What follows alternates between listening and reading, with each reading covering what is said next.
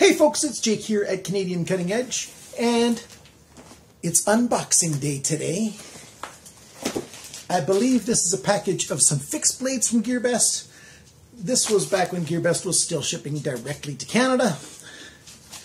And fixed blades, I had no risk at all having them come into Canada, so I ordered fixed blades. And I think that's what we got in here. The other box, I do believe, are some Bestech knives that I've been waiting for. This is a knife from Kubi that I still have to review. And I've got some contact with Kubi directly now. At least a Kubi knife store. I'm not sure if it's the factory that I'm talking to or if it's just the knife store that I'm talking to. But I'm talking to Kubi and I'm developing a relationship with them.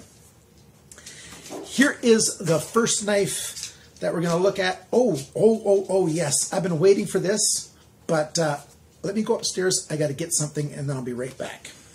Hang on. It was over half a year ago that I did a first impressions video on this knife. And I didn't end up doing a full review, partly because by that time, I couldn't find any store that had them in stock, that had them available, no place at all. And it's HX Outdoors bushcrafting knife with a gut hook here. HD2 steel. A number of people misunderstood me saying that I was saying that this thing has D2 steel. No, it's a different steel, HD2. And, a nice rubberized grip here and a ferro rod in there and stuff. But there's no place that had it, and I think there's some stores that have this now. So what I think I'm going to do is when I review this knife, I'll do a 2-for-1 and I'll put both in the one video. Because what this is, oh, that already is open there, a sibling to that one, also from HX Outdoors. You see the same lanyard there. You see the same basic shape on the sheath, except for this one's black. And, oops, sorry. And you've got a really slight clip point here with a Scandi grind that's also got a micro grind here on the end. And this is the TD09. And this is the TD08. Clearly, the TD05, sorry. This is the TD05, TD09. And they are clearly siblings of one another. They both have that rubberized kind of handle. On this one, it's black instead of gray. And, you've got that ferro rod in here as well. And, they're both part of their Bushcraft knives. And this one's also D2, HD2 steel. So we'll be taking a look at these two knives since they're very similar, same steel, same thickness of blade, exact same handle. We'll be comparing these two and giving you some links on where you can buy them. Even in this video, if you look down at the bottom, if your interest is piqued enough already that you are sure you want to see if you can, get one of these and like it, I'll give you some links to give it a try. So HD2 steel by HX Outdoors, which is a brand I've come to really like and trust. And we'll look at those knives in the future. For now, let's put them back in their sheaths. This one I've sharpened already a couple times because I've used it a fair bit. Actually, I like it quite a lot. So let's put these aside. And what's the other fixed blade that we got from GearBest? We've got this one. And these are knives that I ordered. I paid for them for my own shekels, my own money. And that's what it takes sometimes to get what you want to get.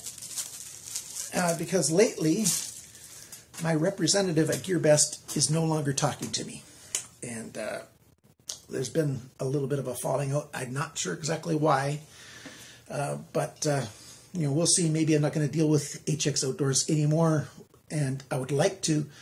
But since they don't ship to Canada anymore with knives and some other issues I've been having, I still highly recommend them for regular customers. Buy stuff there. Their customer service is still awesome. It's just on that relationship with me as a reviewer and them as a supplier. That relationship is breaking down for some reason. And my representative. I can't even get my representative's boss to talk to me. And, you know, it's weird. I'm a nice guy. Like, I don't understand. G10 on these handle scales. Thick stock on this blade. This is a Voltron blade. I've done very few Voltron videos. So we've got a sort of, there's a lot of oil on here, so I'm not going to touch the blade. We've got a not very high not saber grind.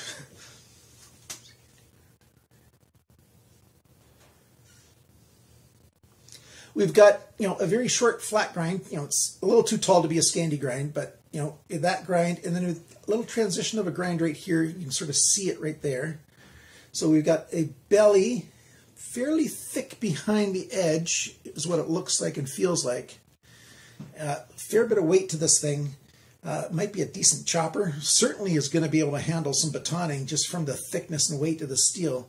I do have to look up what kind of steel this is. I think it was probably D2 is what they said, but we'll find out. There's nothing written on the blade except for their Voltron symbol right there. But the handle is actually very comfortable. And some people might find the handle a little thin, and you can always just do a little wrap on it if that's the case. But when handles are too thick, you can't do that much. But when handles are just a little bit too thin, maybe, and I don't think it's too thin for me, but some people might. Some people with really big hands might think it is. But nice lanyard. So we're going to take a review of this guy. Nice Kydex sheath. You know, that tech lock-ish kind of clip back here. Whoops. It unclipped itself. I'll have to put it back together. I don't like these kind of clips anyway. So, but there you go. And I'll show you a different way that I've seen. I watched a video of the way a guy carries and uses these sheaths, and it's actually pretty cool, and I'll be sharing that with you when I do this review. Let's put this guy aside, Mr. Voltron. And now it's time for this box. Okay.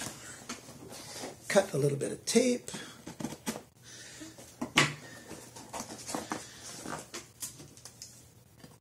The dealer for Bestech Knives that ships knives to reviewers in North America is based in Louisiana.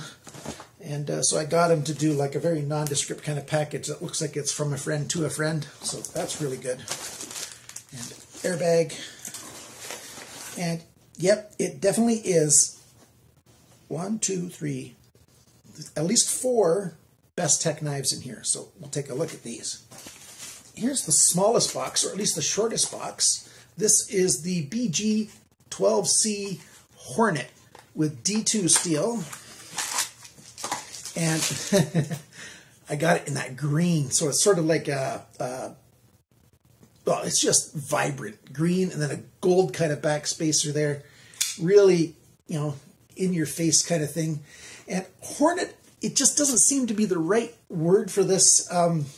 When I saw this knife and first saw a picture of it, you remember that movie Bug's Life? And there was that one huge bug, and the other guys were riding on his back, and he's flying along. What's the name of that kind of bug? Huge, it's got that big round shell.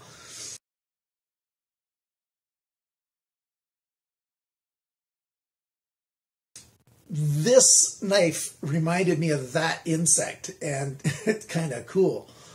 So you got a big heavy-duty chopper kind of cleaver kind of sheep point kind of blade and handle, and then you've got a little sort of almost nondescript pocket clip there. Really cool. Lanyard hole, and I'm surprised how comfortable it is in hand. Looking at it, I thought it might not be very comfortable. This forward grip is awesome. And just holding the handle is quite good too. Even in the reverse grip, although this kind of knife, reverse grip just doesn't make sense. At least not yet to me. I can't imagine how I would use the knife with a reverse grip, but love the coloring. It just didn't look this vibrant on, you know, the pictures on the internet. Hopefully, when I give you the close-up pictures of this, you'll be impressed as well with the coloring. So this is the Hornet D2 steel. Beautiful knife. Another little guy here. This is the Toucan. This is the BG14C2. -2. So the very last letter speaks to the coloring. This is that desert sand tan kind of coloring, and it's got that, gray coated blade.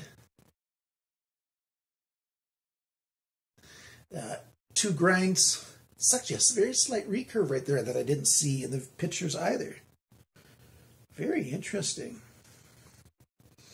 It's going to be very easy to sharpen that into just a regular belly if one's not careful when they're sharpening.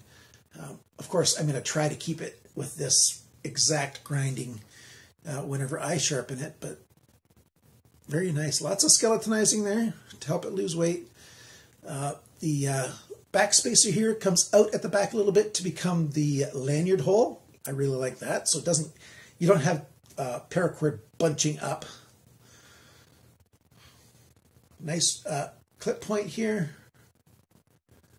Cool little hole up there. Flipper. Lockup is excellent. Very good, very firm.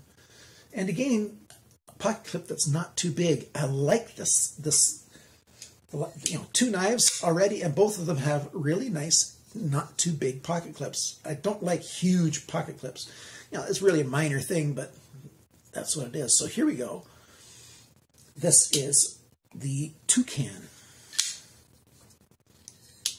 All right. And in the same size format again, we've got the Thorn. This is the BG10C2. But this color is a little more kind of a brown kind of color. Put these two next to each other.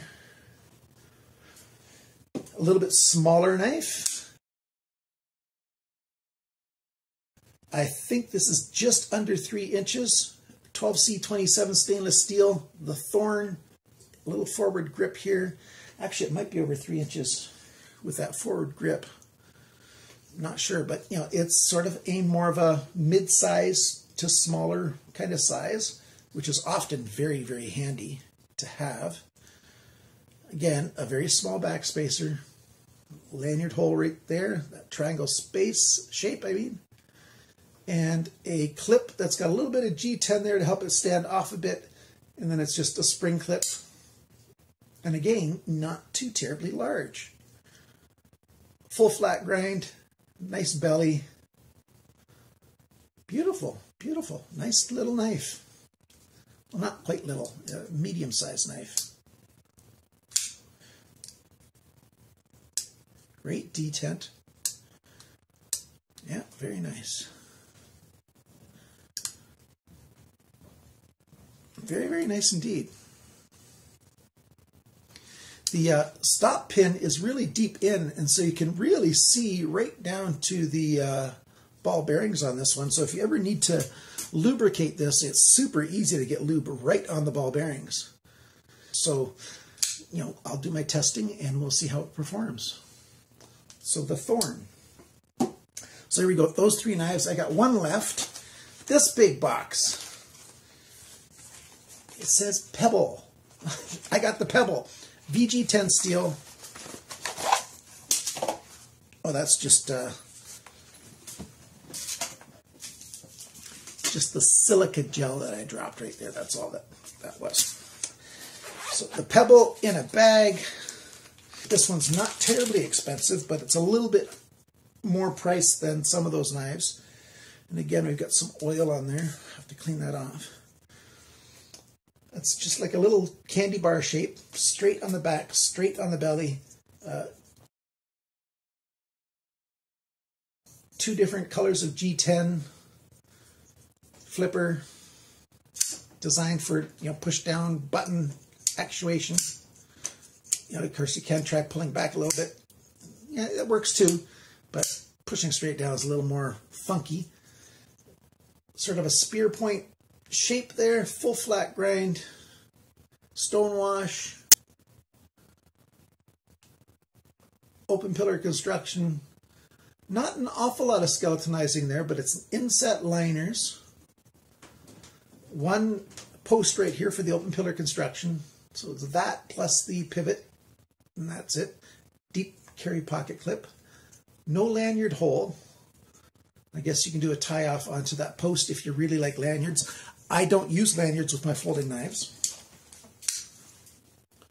Nice and small. The shape of it and the shape of the handle, the shape of everything about this screams out, you know, utilitarian, not scary. This would be a really nice knife, I'm imagining. You know, bring it with your lunch, chop up your apple, whatever. It's certainly not scary looking at all. Very, very nice. I'm very glad I got this.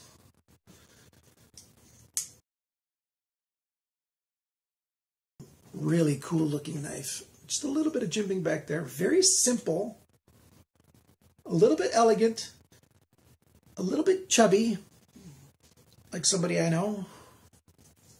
But, you know, it's not thick at all. It just sort of looks like it's chubby. And I don't mind VG10 either. Some guys don't like VG10. Some guys love VG10. And kind of cool. The way they built this liner lock, the way you access it, is a bit different than I've seen on most knives too. So we'll talk about that too. So here we go. We've got the Pebble. We've got the Hornet. We've got the Toucan. I'm trying to remember the names here. And we've got the Thorn. So these 4 knives are going to be reviewed relatively soon, but not too quickly because, you know, it takes forever to get knives. It took a really long time for these to come, mostly because, you know, Canada Post, our postal system here in Canada, they were on strike for several weeks, and there's a huge backlog. It's going to be, you know, at the soonest, the middle of January, when by the time they catch up with all the packages and letters to everybody. Thank you very much, guys, for sending these. I bought these with my own shekels. I did get a little bit of a discount, well, a fairly good discount from Bestech, and because I'm a reviewer, but you know, I did buy these from my own money. So thanks for watching my little video. We've got those fixed blades that we looked at earlier. We've got these folders, and they all happen to be flippers, and there's no thumb studs anywhere to be found. I'm going to have to pay more attention to that because I do like thumb stud actuated knives too. It seems like 2017, 2018, the age of the flipper is here, and a lot of companies are just not paying attention to the fact that some guys really like thumb studs instead of flippers. So there's a little hole there, so you can actuate it that way. Some guys can probably do the thing with the finger underneath and make it flick. I can't do that. I've tried forever. This one I might be able to get to because it's got a much bigger hole there to be able to flick it from underneath. But I like flippers. But I understand some people don't, and so I try to get knives with thumb studs. And I'm just repeating myself now, so I think I'm done. Thanks for watching my video. Thanks for liking, sharing, commenting, subscribing. Thanks for all the emails of encouragement you guys send me. My Patreon supporters, you're awesome. Remember, everybody, cut towards your chum, not your thumb.